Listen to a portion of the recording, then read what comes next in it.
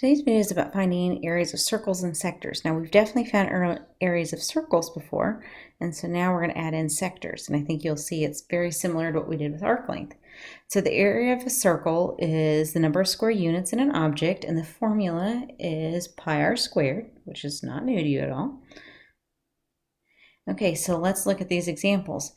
One gives us the radius and one gives us the diameter, and we need to find the area of the circle. Well, the area is going to be pi times the radius squared. So 7 squared is 49, so we get 49 pi inches squared. Now let's see what happens on number 2.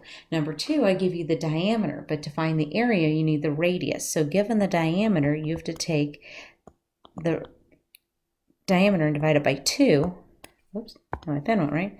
Divide by 2 to get the radius. So 7/2 is what we're going to use as the radius. We are not going to use 3.5. Okay? We're not going to use 3 1/2. We're just going to use an improper fraction. So when we plug it into our formula, area equals pi times 7/2 squared. So we'll square the top and get 49. The pi stays in the numerator, and square the 2 and get 4, and that is our answer. All right, let's try one more of a circle. This time I gave you the area, the radius is a fraction, but it doesn't matter. We'll just plug it into our formula. So area equals pi times the radius squared. 7 squared is 49. The pi goes on the top, so I have 49 pi. 3 squared is 9. My label for area is meters squared, and we're done. Okay, so that's how I find area of a sector. Now let's look, I said area of a circle in it. Now let's look at the area of a sector. So, here we go. A sector is a region bound by 2 radii and their intercepted arc. So I've drawn a picture of it below, and essentially a sector looks like a slice of pizza. So every time you eat a slice of pizza in a traditional round pizza, granted there's some square ones and some weird shapes, but in a traditional round pizza, a slice of pizza is the sector. If you're looking at how long your crust is, that's your arc length, because it's a fraction of the circumference. This is a fraction of the area.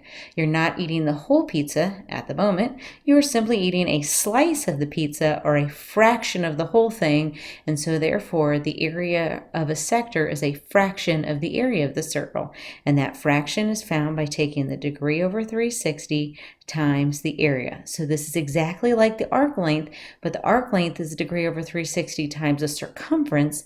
This is the degree over 360 times the area. Same process, just different numbers. Okay, so looking at number 1, I want to find the shaded area. Well, that shaded area looks like a slice of pizza, and so therefore it is a sector. So my formula is going to be the degree, which is 60, over 360 times the area. Now the area of the circle would be pi times 9 squared, which would be 81 pi.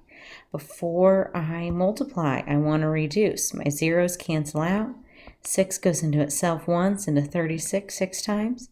Now we can see if there's anything that goes into 6 and 81, and there is. 3 can. 6 divided by 3 is 2. 81 divided by 3 is 27. Now that I've simplified, I'm going to multiply straight across the top. So on the top, I get 1 times 27 times pi, which is 27 pi. And on the bottom, all that I have left is a 2, and my label is meters squared. Because again, this is an area that I'm finding. And anytime we have area is defined as square units. So it's going to be something squared. All right, let's take a look at the second one. The second one, I want to find the area of the shaded region. Now granted, it's a giant slice of pizza, but it's a part of a circle. It's not the whole circle, it's part of a circle, therefore it's a sector. So my formula is going to be the degree over 360 times the area. Now let's think about this. The degree of the non-shaded part is 90, but we need the degree of the unshaded part, which is 270. So I could start by saying 270 over 360 and multiplying that times the area. But if I know what the fraction is, I don't need to spend all that extra work reducing it. I can see pretty plainly that that's 3/4 of a circle. And if I reduce 270 over 360, it will reduce to 3/4. So if you know the fraction without doing the degree over 360, use that. Okay, so we're going to take 3/4 times the area. Okay, well, the area of the circle, oh, ironically, it's 3/4 too, is pi times 3/4 squared. So the area is going to be 9 pi over 4 squared is 16. Now, can we reduce up and down? No. Can we reduce at a diagonal? Nope, nothing we can reduce. So I'm going to multiply straight across the top. 3 times 9 times pi gives me 27 pi. And on the bottom, I'll get 4 times 16, which is 64.